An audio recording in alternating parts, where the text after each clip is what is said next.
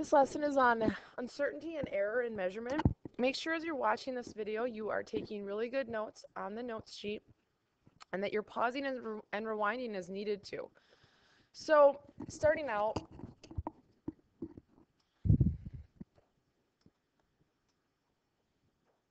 here we go. So results of a practical experiment are never completely reliable. So when you are doing a lab, an experiment in lab, your results are not always going to be necessarily repeatable or accurate. So we need to differentiate between accuracy and precision. So accuracy, quick review, is a measure of how close the result is to some accepted or literature value for the quantity being determined. We measure this with either a percent error or percent deviation. We're going to do percent error quite often in this class. The precision of the result is a measure of the certainty of the value determined, usually quoted as a plus or minus value. So precision would be if you're getting the same answer every time. The plus or minus value is how big your range is. So for instance, we've got these two values for R. R is what's called the universal gas constant. So the first one is 8.34 plus or minus 0.03, and the second one, 8.513 plus or minus 0.006. So what that means is in that first one, for instance, your answer could be as large as 8.37, because your range is plus 3. That's going to be the biggest, or as small as 8.31. So that would be the minus. So these two values, since the actual value is 8.314, okay, the first one, the 8.34, is more accurate. It's closer. The 8.34 is closer to 8.314 to the accepted value, but the second number is more precise because that range, 0.006, is much smaller. So we say that has smaller uncertainty. So when we're figuring out the uncertainty in instruments, it depends on what kind of instrument you're using. An analog instrument, so something like a thermometer or graduated cylinder, where you're reading and determining what the value is, what the measurement is, the uncertainty is going to be plus or minus half the smallest scale division. So, and as I write other things on these, you should make sure that you are writing them down as well. So if this is your ruler, and you've got 1 centimeter here, and then your markings are 0.1. Okay, so each marking is 0.1. So for this case, your uncertainty would be plus or minus half of 0.1, so 0.05.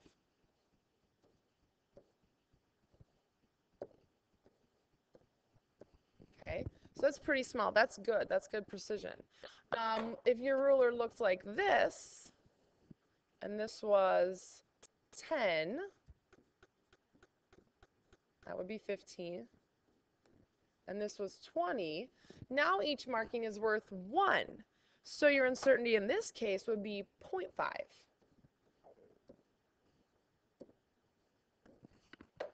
Okay, so half of your smallest marking. If you have a digital instrument like our balances that we use, the uncertainty is plus or minus the smallest scale division. So our balances read to 2 numbers after the decimal, so point something something. Okay, so for instance, you could have 4.92 grams. The smallest scale division is going to be 0.01, right? Because you could go up to 4.93 or go down 4.91. So this would be plus or minus 0.01.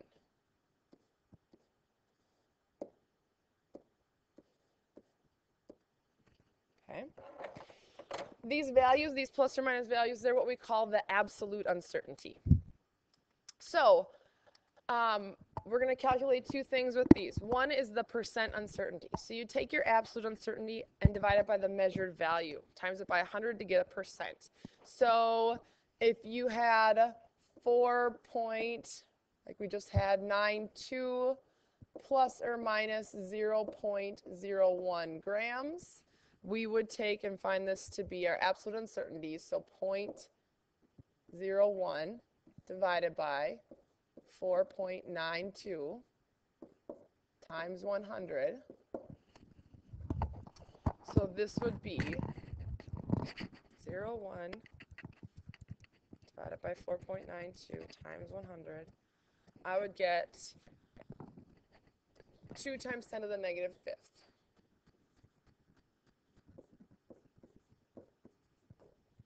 Okay. We're also going to calculate what's called a percent error. You're going to do this quite often in your labs where you're comparing to an actual accepted literature value. So you would take your experimental value. This is what you would get in lab, minus the accepted value, divided by the accepted value. And I'm sorry, this line should be here. This should be times 100. It's got off. Okay. So remember, if you're doing the parentheses on top, you have to do that first. Okay, so we'll do practice with this in a bit. So when you get a positive percent error, you will sometimes get a positive number. All that's telling you is that your experimental value is greater than the accepted value. If you get a negative percent error, that just means that your answer is lower. Okay?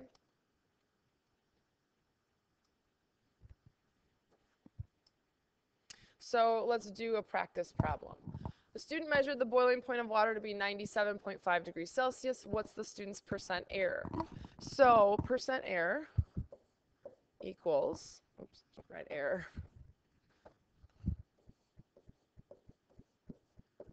Okay, so in order to do this, we need to know the accepted value. You should know it for this case. If you didn't know it, you could look it up. The boiling point of water is 100 degrees Celsius. So I'm going to write 97.5 minus 100. Now, 100 degrees Celsius is an exact value. It has an infinite number of zeros after the decimal. So when we do sig digs or decimal places, we're not going to look at the 100. We're only going to look at our measured value, 97.5. So this is in parentheses, and we'll divide that by 100. And then we'll multiply by 100 so that we get a percent. So in doing this in our calculator, we do 97.5 minus 100, and I get negative 2.5. So that has one number after the decimal, just like the 97.5, so that's the correct number I want on top. Then I'm going to divide it by 100, then I'm going to multiply it by 100, so it cancels each other out. So my answer is negative 2.5%. Okay, this is a good value. You want a low percent error. The best percent error would be 0. It means you're exactly right on. The negative just tells me that my answer is lower than the real answer. Okay. So random uncertainties that are going to occur in your labs. They make a measurement less precise, but not necessarily in any particular direction. So you might be actually recording a number that's greater or smaller. So these errors are usually due to limitations of the equipment. So the equipment is not allowing you to maybe get enough decimals. So this is why we record error with our measurements.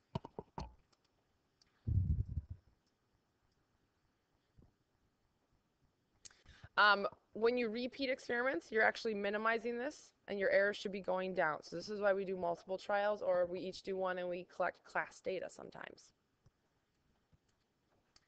Systematic errors always affect the result in a particular direction. So they're going to affect your accuracy of your result. So the result of a poor experimental design or procedure is where you're going to get systematic errors.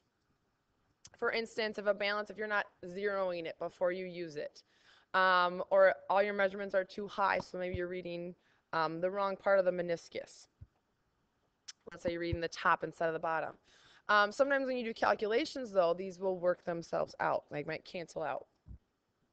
So this is why we have to use significant digits to deal with some of these errors. So we do uncertainty to get rid of, or to show that we have random errors, and we use significant digits to help with our systematic errors. With our calculators, in terms of sig digs, it's always good to round at the very end. So don't round in the middle. Keep that value in your calculator. If you have to write it down, if you can't keep it in your calculator, always keep an extra sig dig, and then just round at the very end.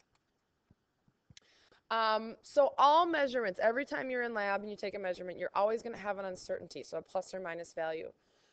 And then when you do a calculation with them, they are also going to have an uncertainty. So these are the rules. If you're adding or subtracting, you're going to add the absolute uncertainties. So if you're adding two numbers and they both have plus or minus 0.1, your answer, whatever it will be plus or minus 0.2. When multiplying or dividing, you're going to add what we call the percent uncertainties. So we calculated that earlier. In terms of sig digs for your uncertainties, it says we usually take one significant digit if you're of greater than 2% of your answer, and no more than 2 if it's less than. So let's do an example. So if I have two graduated cylinder readings, my initial, and then maybe I add an object and it goes up, so a final. What value should be reported for the volume increase? So how much did the volume go up? To determine that, we're going to subtract. So 37.20 milliliters minus 15.05 milliliters. So the difference is 22.15. Okay, but we have to know what its uncertainty is. Because we're subtracting, we're just going to add our absolute uncertainties. So these are our absolute uncertainties. We're going to add them. So adding them would be plus or minus 0.01. Okay. Now, just so you know, the milliliters can be written here after the number, or it could also be written here after your uncertainty. You'll see it both ways. When we multiply and divide, we have to add our percent uncertainty. So let's do an example of that. We've got a mass and a volume. So the question is, what's the density? So density is mass divided by volume. So we're going to take 24.0 grams, and we're going to divide it by 2.0 milliliters. So 24 divided by 2 is going to be 12. We have two sig digs, so that's just right, grams per milliliter. Okay, now we have to figure out our plus or minus value. We have to first find our percent uncertainties. So a percent, you have to take the absolute, so 0.5 for the first one, and divide it by your measurement, 24. And then we're going to multiply by 100 to get a percent. So 0.5 divided by 24 is 0.0208. So I'm going to write 0.02, I'm going to write 08. Okay, an extra sig dig percent. Then I'm going to do the same for the volume. 0.1 divided by 2 times 100. So I get 0.05%. Oops, sorry, times 100. Oh, I didn't do the last one by 100, sorry. So 0.0208 times 100 is going to be 2.08%. And this would be